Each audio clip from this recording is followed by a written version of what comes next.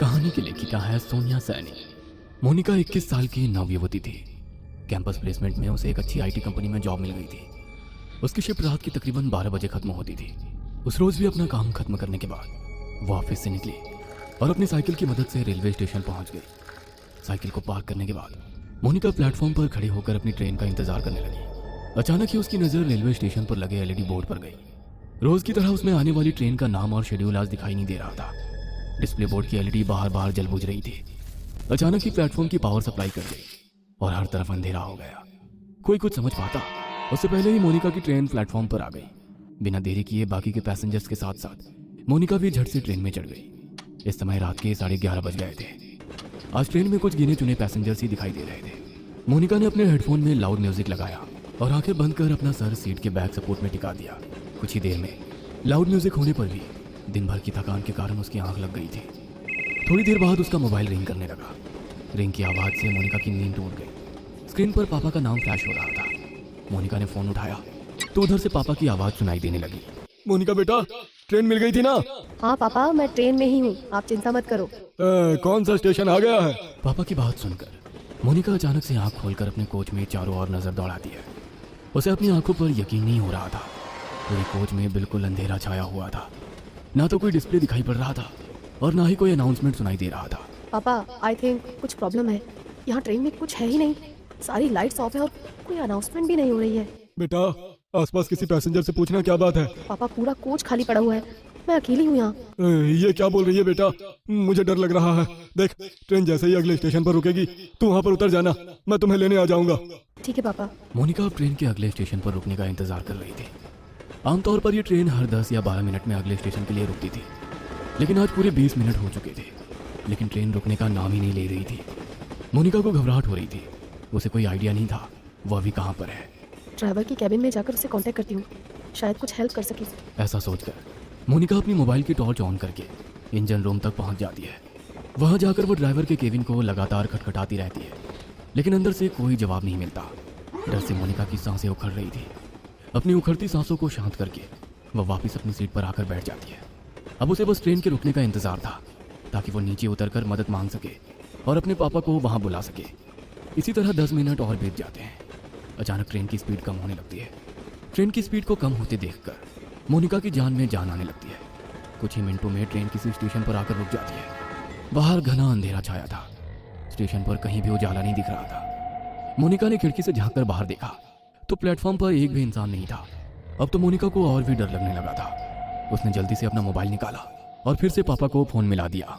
पापा, ट्रेन किसी स्टेशन पर रुकी है, लेकिन ये कौन सा स्टेशन है कुछ समझ नहीं आ रहा। बाहर सिर्फ अंधेरा ही अंधेरा दिखाई दे रहा है। प्लेटफॉर्म पर भी कोई आदमी नहीं दिख रहा है। मैं क्या करूं? बेटा, एक बार मैप में अपनी लाइव लोकेशन चेक करो, तुम्हें पता चल जाएगा कि अभी तुम्हारी ट्रेन कहाँ पर है। मोनिका अपनी लोकेशन चेक करती है तो पता चलता है कि वो किसी अनजान जगह पर है जिसे जीपीएस भी ट्रैक नहीं कर पा रहा था। मोनिका फिर अपने पापा को फोन लगाती है। पापा, ये सब क्या हो रहा है मेरे साथ? इस जगह को जीपीएस भी ट्रैक नहीं कर पा रहा है। मैं कहाँ जाऊँ? आप आ जाओ पापा, मुझे बहुत डर लग रहा है। अचानक सिग्नल कटने के कारण कॉल डिस्कनेक्ट हो जाता है। मोनिका स्टेशन पर घूमकर बाहर निकलने का रास्ता ढूंढने लगती है। तभी उसे वहां पर एक बड़ा सा बोर्ड लगा हुआ दिखाई देता है। इस पर जरूर स्टेशन का नाम लिखा होगा। टॉर्च जलाकर देखती हूँ। जैसे ही वो टॉर्च की रोशनी में बोर्ड की ओर देखती है उसके शरीर में कपकपी सी होने लगती है। वो बोर्ड पूरी तरह से खून से लथपथ था और उस पर से अभी भी खून की बूंदें टपक रही थी।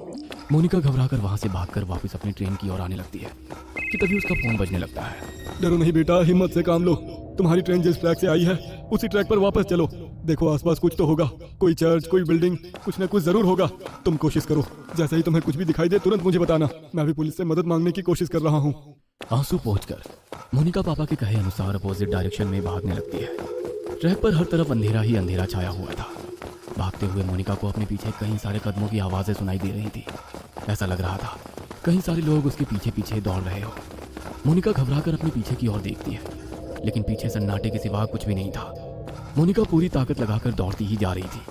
अचानक ही उसके कानों में किसी की आवाज सुनाई देती है। ऐसा लग रहा था कोई गुस्से में उसका नाम पुकार रहा हो। मोनिका अब इतना ज्यादा डर चुकी थी कि उसके अंदर पीछे मुड़ने की हिम्मत भी नहीं बची थी। हाथ में मोबाइल पकड़े वह फ्लैश लाइट की रोशनी में दौड़ती चली जा रही थी।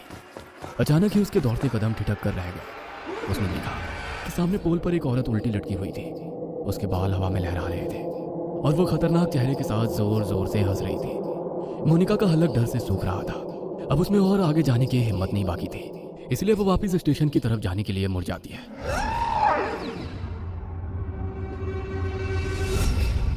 वापस मुड़ते ही उसे कुछ दूरी पर एक आदमी दौड़कर उसकी ओर आता दिखाई देता है। उसका पूरा शरीर कटा फटा सा दिखाई दे रहा था। उसका चेहरा बहुत डरावना दिख रहा था, जैसे कहीं पर कुचला गया। वो आदमी हाथ हिलाकर उसे ट्रैक पर दौड़ने से मना कर रहा था। मोनिका को अब समझ नहीं आ रहा था कि वो कहाँ जाए। घबराकर वो फिर से पोल की तरफ देखती है, जहां अभी कुछ मिनटों पहले एक औरत उल्टी लटकी हुई थी। वो पोल अब बिल्कुल खाली था। आगे का रास्ता भी बिल्कुल खाली दिखाई दे रहा था, इसलिए उस आदमी से बचने के लिए मोनिका फिर से ट्रैक पर दौड़ने लगती है।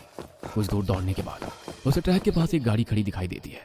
मोनिका अपने पापा को गाड़ी के बारे में बताने के लिए फोन उठाती है, तो देखती है कि फोन की बैटरी डाउन हो गई है। इस गाड़ी के हेडलाइट्स ऑन है, मतलब गाड़ी में जरूर कोई है। क्या करूं? मदद मांग लूं या ऐसे ही भूतिया स्टेशन पर अपनी मौत का इंतजार करती रहूं? मोनिका कुछ देर सोचती है और उसके बाद हाथ हिलाते हुए गाड़ी के सामने जाकर खड़ी हो जाती है। मोनिका को ऐसी हालत में देखकर गाड़ी के अंदर से एक आदमी बाहर आता है। क्या बात है, इतनी रात को आप ऐसे ट्रैक पर क्या कर रही हैं? सब ठीक तो है ना? मोनिका बुरी तरह हाँफ रही थी। ऐसा लग रहा था वह किसी भी पल बेहोश होकर गिर पड़ेगी।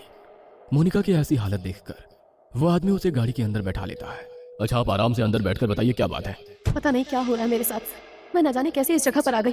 अब मैं लाख कोशिशों के बाद भी यहाँ से निकल नहीं पा रही। आप बता सकते हैं कौन सी जगह है? मोनिका अपनी ही धुन में बोलती चली जा रही थी।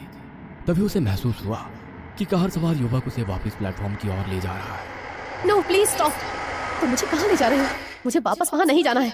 मोनिका के इतना कहते ही वह लड़का मुस्कुराते हुए पीछे देखता है। अगले ही पल उस लड़के का चेहरा बदलने लगता है और वो उसी आदमी की शक्ल में बदल जाता है जो ट्रैक पर उसका पीछा कर रहा था। मोनिका के मुंह से एक जोरदार चीख निकल जाती है और वो कार से उतरकर फिर से पागलों की तरह दौड़ने लगती है। उसे अब आई पड़ रही थी। दौड़ते हुए वो वापस अपनी ट्रेन के सामने आ जाती है। कोई और रास्ता ना सूझने पर वो छिपने के लिए वापस ट्रेन में चढ़ जाती है और एक सीट के नीचे छिपकर बैठ जाती है। मोनिका का पूरा शरीर पसीने से लथपथ हो गया था। वो अभी तक डर से कांप रही थी। डर उसके दिमाग में इस कदर बैठ गया था कि अगले ही पल वो डर से बेहोश हो गई थी। कुछ ही पलों में ट्रेन चल पड़ती है और उस स्टेशन को पीछे छोड़कर आगे बढ़ जाती है। कुछ देर बाद मोनिका को होश आता है तो वो खुद को स्टेशन के इमरजेंसी रूम में पाती है। अब आप कैसा फील कर रही हैं मैम? आप अपनी सीट पर बेहोश हो गई थी। ट्रेन के स्टाफ मेंबर आपको यहाँ लेकर आ गए। आप अपने घर पर किसी को इन्फॉर्म कर दीजिए। मोनिका हैरानी से चारों ओर देख रही थी। उसे अभी तक यकीन नहीं हो रहा था कि वो उस स्टेशन से वापस आ गई है। प्लीज मेरे पापा को बुलवा दीजिए। मैम, आपके फोन की बैटरी लो हो गई थी, मैंने चार्ज कर दिया है, ये लीजिए। मोनिका अपना फोन निकालकर पापा को फोन लगाती है। हेलो, कहाँ थी तू बेटा? मैं कितना परेशान था। 3 घंटे हो गए, अभी तक घर नहीं लौटी। पापा, आप तो जानते हैं ना, मैंने आपको फोन किया तो था। बेटा क्या बोल रही है? तू है कहाँ? मोनिका पापा को अपनी लोकेशन भेज देती है। कुछ ही देर में मोनिका के पापा आकर उसे अपनी कार से घर ले जाने लगते हैं। रास्ते में मोनिका अपना फोन निकालकर कॉल हिस्ट्री चेक करती है।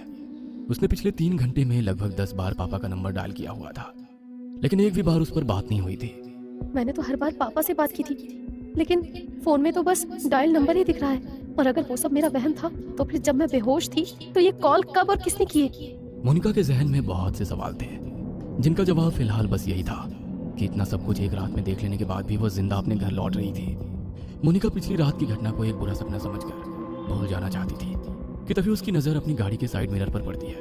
वो देखती है कि वही कटे पिटे चेहरे वाला डरावना आदमी उसकी गाड़ी के ठीक पीछे पीछे चला आ रहा है।